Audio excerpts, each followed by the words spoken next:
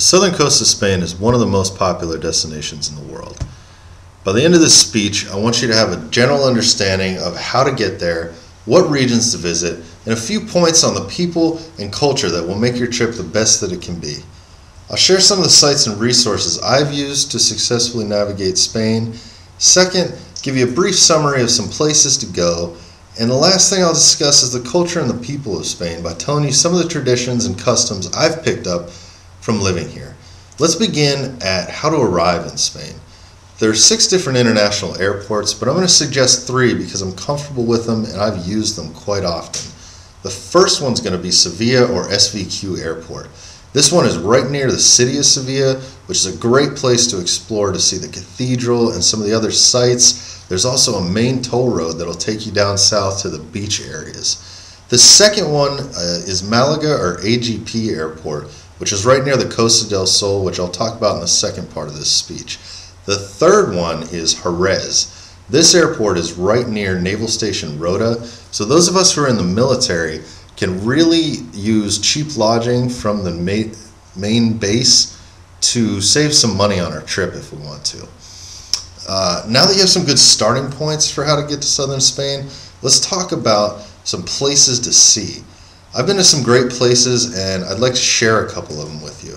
The Costa del Sol is comprised of 160 kilometers, which is a coastline of the Mediterranean that runs out into the Atlantic Ocean at the Rock of Gibraltar, which is the gateway to the Atlantic.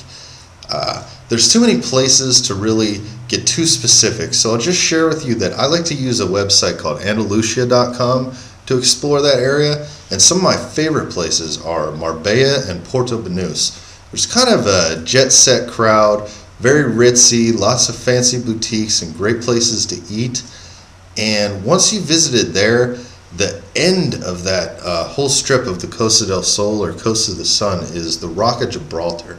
I'd really suggest visiting there. It's a British province, a lot of history there. You can see Africa from the top. It's only 14 kilometers across the ocean, so you're on a British province in Spain looking at Africa all in the same day. It's really interesting. Don't be afraid to explore that entire Costa del Sol area. There are a lot of British expats, as they're called, expats. These are British retirees who have come down here and they own businesses, they run rental companies, and we've used them as a really good resource to get cheap lodging and also get over the language barrier. It's very easy, so use these people and you can really make your trip to Spain a lot better. So now that I've shared with that, you should be a little more comfortable on exploring that area, and now we can explore some of the culture and the people that you're going to meet. So the Spanish culture is basically the tapas bar. For those of you who don't know, the tapas is just a little portion of food. It usually costs about €1, and you're going to get some tapas at an outdoor cafe. The Spanish family life is very tight, so they go out to eat a lot. They use these cafes to drink their café con leche, which is a really great coffee drink that you're going to love. I'm sure you'll try it if you come here. And they utilize these cafes in the way that we would use like a dining room.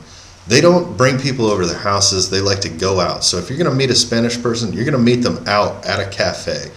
They are also a lot slower culture there. They have mañana, which is tomorrow or next week, or, you know, they're not in the rush that us Americans are to get things done. So you really need to adjust to that slower lifestyle, but you also have to be careful because you'll get adjusted to the Spanish lifestyle and then have to come back to work, and it can be kind of hard to break that habit. So by slowing down and not being in such a rush, you can really enjoy the Spanish culture, but you may find it hard to revert back to your old habits. I have not been able to share everything that I want to with you because of the time constraint, but I've given you a starting point of how to arrive in Spain, a couple of my favorite places, and a little bit about the culture. So finally, I hope you find this informative and maybe use the websites that are in my bibliography to explore and see if Spain is somewhere you might want to go on your next trip. Thanks for listening to me, and good luck to everybody.